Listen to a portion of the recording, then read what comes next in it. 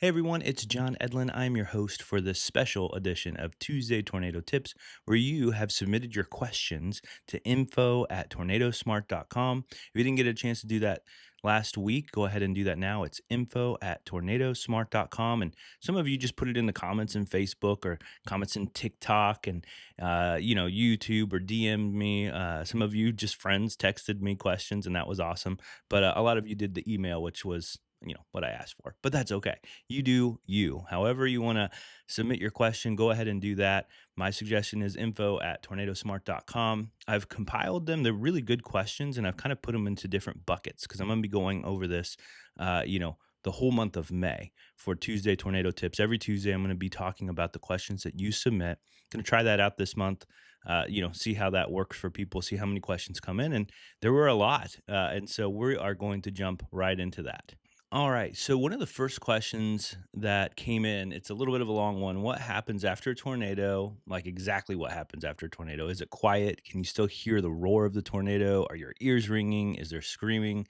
And I can only, answer this question from my perspective. When my family was hit by an EF3 tornado on March 3rd, 2020, we were a family of four. So I have a 5-year-old son, 7-year-old daughter at the time. This was 6 years ago. And there was not any screaming, but none of us got hurt. And in my neighborhood, no one died. There were minor injuries. So it might have looked a little bit different if that were the case. I've heard some, really just sad stories about the kind of cry out for help and that kind of thing when people are trapped or hurt. And luckily for us, that didn't happen, even though our house was completely destroyed and it went right over top of us. We just didn't experience that. So I'm grateful for that. But I can tell you also that there was an eerie quietness, so eerie. And the sky was orange, and you could smell propane, and you could smell cut wood, and there's kind of that mud smell.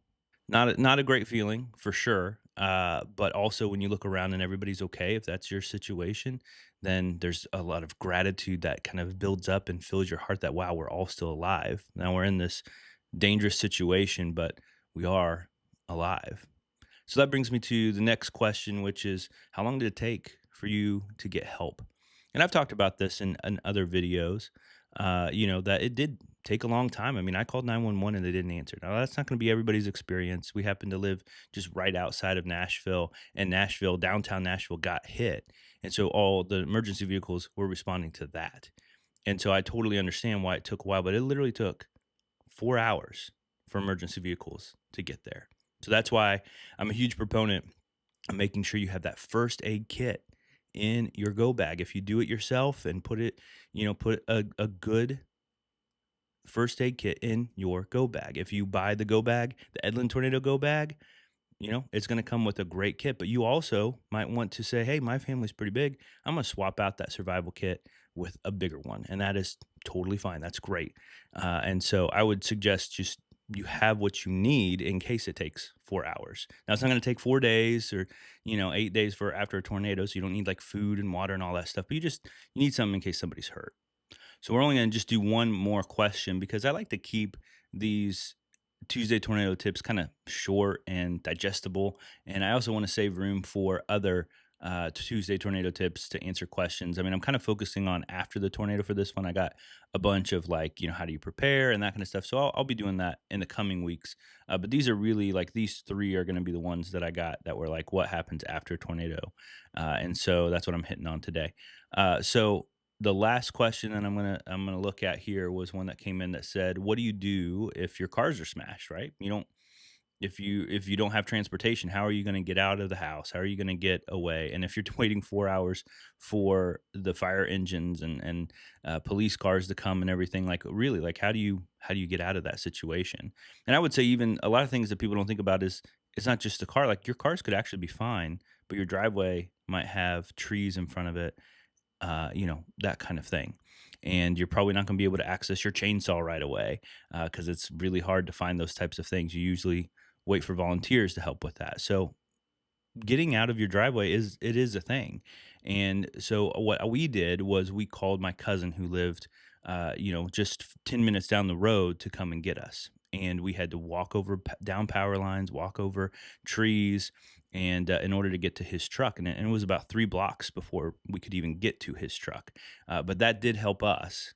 And so hopefully you have somebody in the community that you could call who's outside of the path of the tornado. Of course, we didn't know at the time that he was outside of the path of the tornado. He could have been in it, but luckily he wasn't. And he came and he picked us up and he got us to safety. Because the thing is, you don't want to stay in a house that was falling apart because there's just so many hazards that could happen. I mean, glass again was everywhere. So, my dog walking around on glass, that's not good.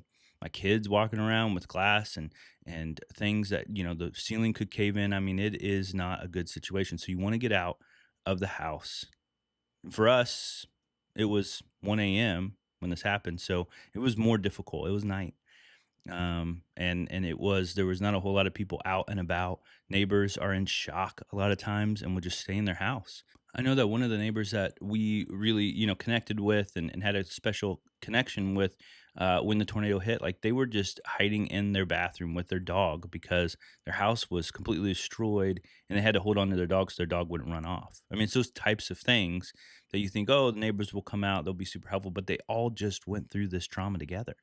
So, for us, that didn't happen. Maybe at different neighborhoods that would, but for us, it didn't. So you can't necessarily depend on the fact that everybody's just going to come around because they just went through this traumatic experience and they may be more hurt than you, or, who knows. Now, I love the idea that if you have your first aid kit and you're prepared and you have a backpack and you're in the neighborhood next over or whatever, and you hear the tornado go through, you could throw on that backpack and you can go and you can be the one to help.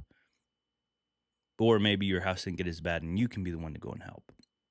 So having a tornado go bag, having a plan is not just about keeping you and your family safe. It's about keeping your community safe. It's about being there for your community when it needs it the most because you planned, because you prepared. So that is my hope for everyone listening, is that you're able to take tornadoes seriously, to have a plan so that you can jump into action when the time comes. You can go to tornadosmart.com. You can buy the bag that I created that I wish I would have had during the tornado because I didn't have one. I was not prepared. I actually believed a lot of just myths about tornadoes. I thought we lived in a valley and a tornado would never hit us, but it did. Not only with the bag do you get all the stuff that I wish I would have had, but also you get the training, a 6-week course training on, again, what I wish I would have done. You get my book, which talks about the 10 myths. The first chapter is just the 10 myths, and I believed a lot of them. So education is super important in order to have a great plan, and having a go bag, super important. So stay safe this tornado season. Create your own, do it yourself, go bag, get educated, and stay safe.